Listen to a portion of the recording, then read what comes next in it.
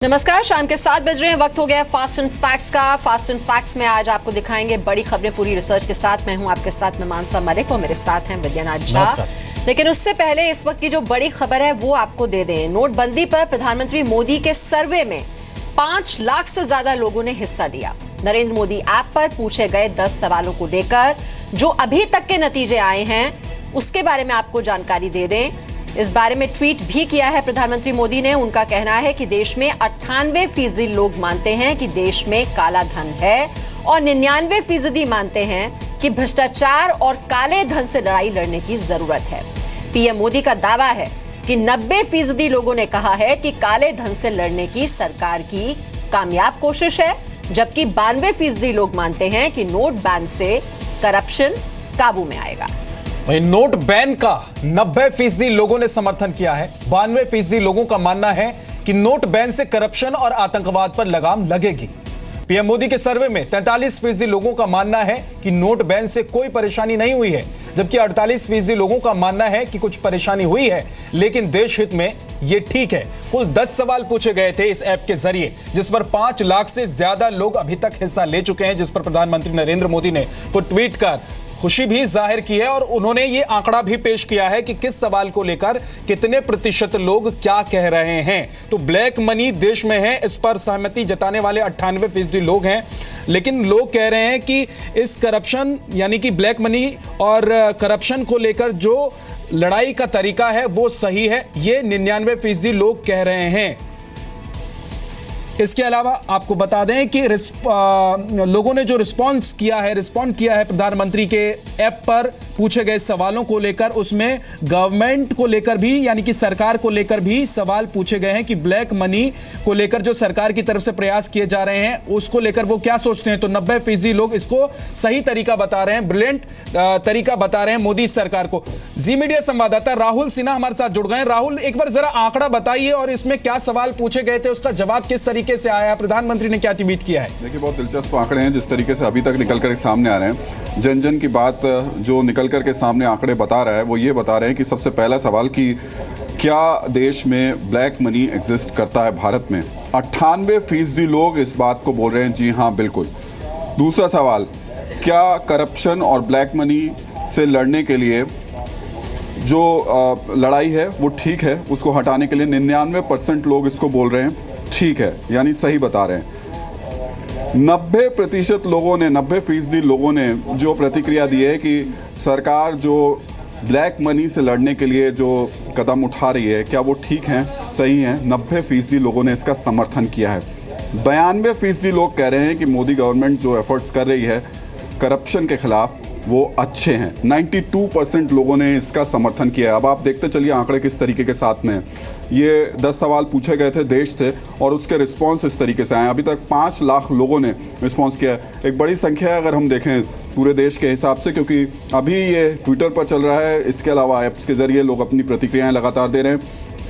5वें सवाल को हम देख लेते हैं जिसमें पूछा गया था कि क्या जो 500 और 1000 के नोट बैन किए गए हैं उसका समर्थन करते हैं लोग। 90% लोग यानी 5 लाख में से 90% लोग सरकार के इस कदम का समर्थन कर रहे हैं। छठा सवाल भी कुछ ऐसा ही है जिसमें कहा गया है कि डिमोनेटाइजेशन के जरिए क्या ब्लैक मनी, करप्शन और टेररिज्म, आतंकवाद पर लगाम लगेगी, इसको रोकने में मददगार साबित होगी जो कदम मोदी की तरफ से उठाए गए हैं ये 500 और 1000 के नोट बंद करने को लेकर के। 92% लोग इसका समर्थन कर रहे हैं जी। नीचे की तरफ चलेंगे, फिर एक अगला सवाल है जिसमें पूछा गया है कि क्या real estate, higher education, health care, जो भी आम आदमी से जुड़े हुए चीज़ें हैं वो डिमोनेटाइजेशन के ज़रिए आम आदमी की पहुंच तक पहुंच पाएंगी।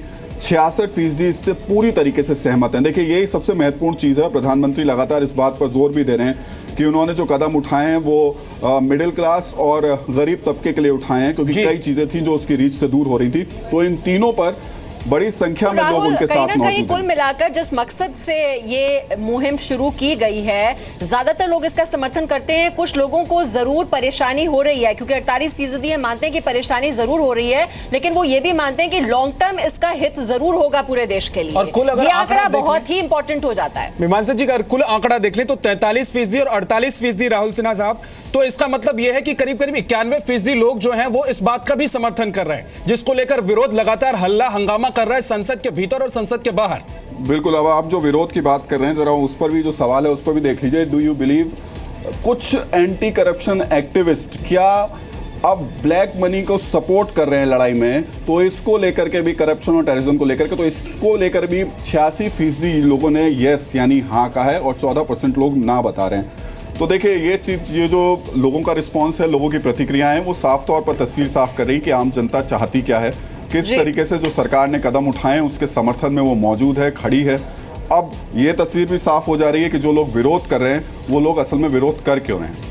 जी, बेवजह ये हंगामा किया जा रहा है विपक्षी दलों की ओर से, क्योंकि ये जो सर्वे हैं, इसके जो नतीजे हैं, अब तक की जो फाइंडिंग्स हैं, जो लोग इसमें भाग ले रहे हैं, उनके मुताबिक तो जिस मकसद से ये मुहिम शुरू की गई है, जो भ्रष्टाचार के खिलाफ और काले धन के खिलाफ, ये एक कारगर कदम सरकार की ओर से उठाया गया है। बहुत बहुत शुक्रिया जानकारी देने के लिए राहुल आपका। तो पाकिस्तान सीधी लड़ाई में भारतीय सेना के सामने टिक नहीं पाता, इसलिए घात लगाकर धोखे से छिपकर हमारे जवानों को निशाना बनाता है और इसके लिए साल दर साल घुसपैठ की कोशिश भी लगातार पाकिस्तान की तरफ से होती रहती है। खुफिया एजेंसियों की माने तो पाकिस्तान ने 3 आतंकी संगठनों के साथ मिलकर घुसपैठ की नापाक प्लानिंग की हुई है।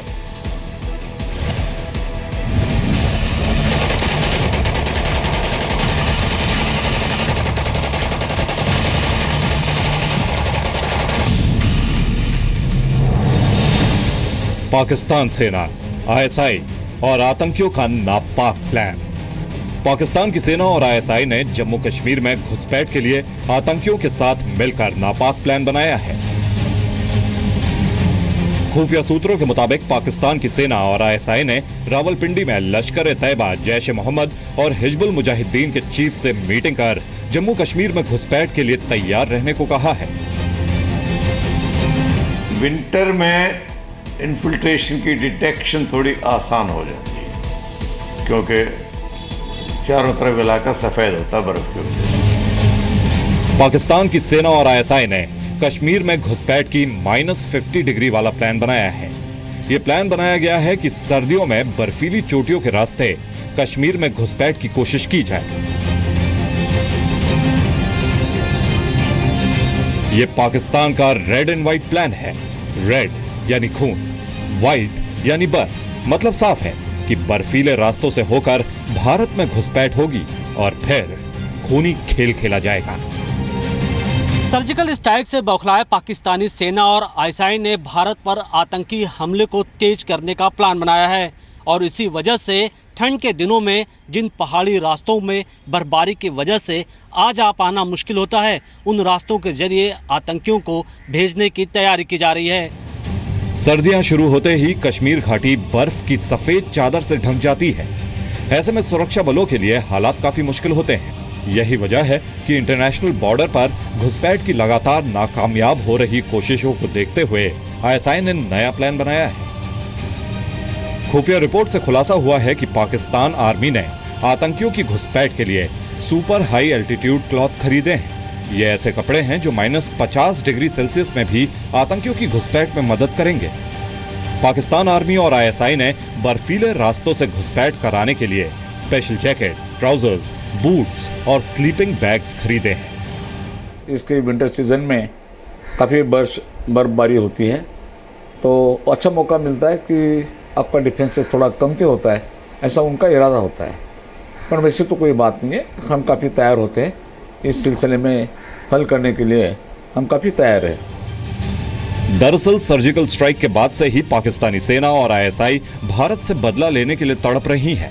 लेकिन आतंकियों के पीछे छुपकर वार करने वाला पाकिस्तान एक बात समझ ले कि अब हिंदुस्तान ने गलतियों को माफ करना बंद कर दिया है। मनीष शुक्ला, जी मीडिया, दिल्ली।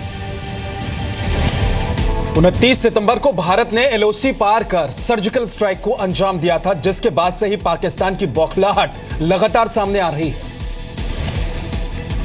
कल हिमाचल में शहीदों की शहादत के बाद भारत ने भी पाकिस्तान को करारा जवाब दिया है। सेना ने शहीदों की शहादत का बदला लेते हुए बड़ी कार्रवाई की है। भारतीय सेना ने कार्रवाई के दौरान पाकिस्तानी सेना के एक अधिकारी समेत 3 सैनिकों को मार गिराया। पाकिस्तान ने पुष्टि की है कि नियंत्रण रेखा पर भारत की फायरिंग में उसके 3 सैनिक मारे गए हैं, जिसमें एक अफसर भी है। उनका एक अफसर और 2 जवान मारे गए हमारी रिटेलिएटरी फायर में, ये काफ़ी नहीं है।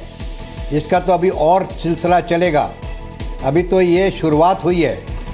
पाकिस्तान ने आज फिर सीज फायर तोड़ा और गोलीबारी की। राजौरी के मांझाकोट, बालाकोट, कृष्णा घाटी और नौशेरा में सुबह 9 बजे से सीमा पार से गोलीबारी जारी है। राजौरी के बीजी सेक्टर में बीएसएफ के 2 जवान घायल हो गए। तभी पाकिस्तान साइड से सीज फायर वायलेशन होता है, उसका बड़ी जोरदार से हमारा बीएसएफ और भारतीय सेना के जवानों ने जवाब दिया है और दे रहे हैं। इस साल 31 अक्टूबर तक पाकिस्तान ने 375 बार सीज फायर का उल्लंघन किया। सर्जिकल स्ट्राइक के बाद पाकिस्तान करीब 310 बार सीज फायर का उल्लंघन कर चुका है। सर्जिकल स्ट्राइक के बाद पाकिस्तान की गोलीबारी में सुरक्षा बलों के 18 जवानों और 12 नागरिकों की मौत हुई है। पाकिस्तान ने आज दोपहर करीब 2:30 बजे गुरेज सेक्टर में गोलीबारी की। गुरेज सेक्टर में 6 साल बाद सीज फायर टूटा है। तो जम्मू कश्मीर के माचल सेक्टर में शहीद हुए जवानों को आज सेना के जवानों ने अंतिम सलामी दी है। शहीद प्रभु सिंह, शहीद मनोज सिंह कुशवाहा और शहीद शशांक को श्रीनगर में जवानों ने अंतिम सलामी दी।